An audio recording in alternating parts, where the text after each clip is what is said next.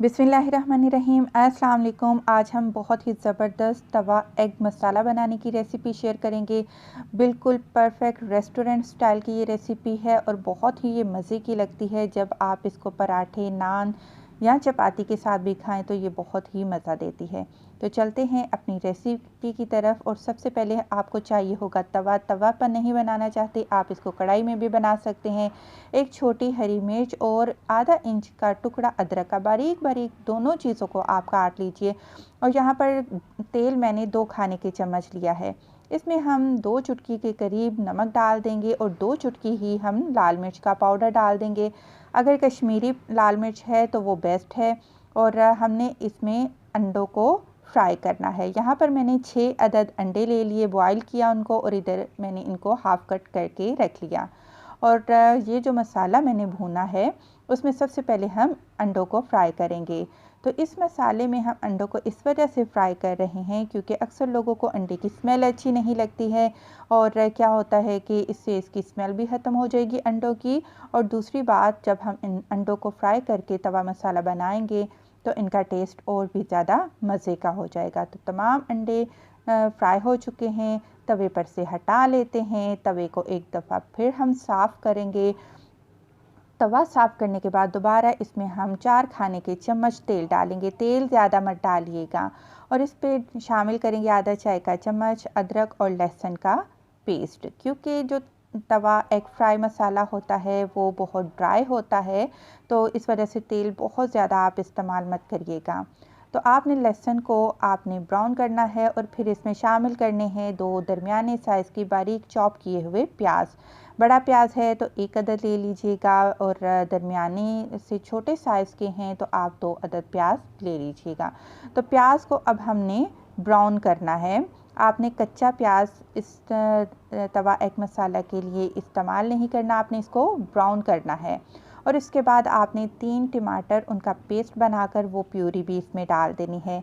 तो 2 प्याज हैं तो उस लिहाज से आपने 3 टमाटर लेने हैं। टमाटर की जो अमाउंट है वो प्याज की निस्बत ज़्यादा ली जाती है। यहाँ पर हल्का सा हम दोनों चीज़ों को मिक्स करेंगे ताकि प्याज है जो वो ज़्यादा ब्राउन ना हो जाए। तो मैंने आधा चाय का चम्मच भरकर नमक शामिल किया है, आप अपनी मर्ज़ी से डालिएगा। आधा चाय का चम्मच भरकर लाल मिर्च का पाउडर है और इसमें थोड़ी सी हल्दी 1/4 चाय का चम्मच के करीब डालेंगे। 1 चाय का चम्मच भरकर धनिया पाउडर आप इस्तेमाल करेंगे। आधा चाय का चम्मच इसमें भुना कुटा ज़ीरा वो डाल देंगे। अब इन तमाम चीज़ों को आपने अच्छे से मिक्स करना है और लगातार चम्मच हिलाते हुए आपने 5 मिनट तक इसको भून लेना है सारे मसाले को। और जो पानी है मसाला भूनने के टाइम आपने पानी का इस्तेमाल नहीं करना। टमाटर के ही पानी से हम सारे मसालों को भून लेंगे और हमारे पास जो मसाला है वो ठीक तैयार होना चाहिए। जैसा कि अभी आप देख सकते हैं कि देखिए माशाल्लाह से सारे मसाले कितने अच्छे से भून चुके हैं और कितना ड्राई मसाला हो चुका है। यहाँ पर हम डाल देंगे बारीक कटी हुई अदरक और एक बारीक कटी हुई तीखी वाली हरी मिर्च। आप तीखा ज़्यादा पसंद करते हैं तो हरी मिर्च आप 2 से 3 भी डाल सकते हैं।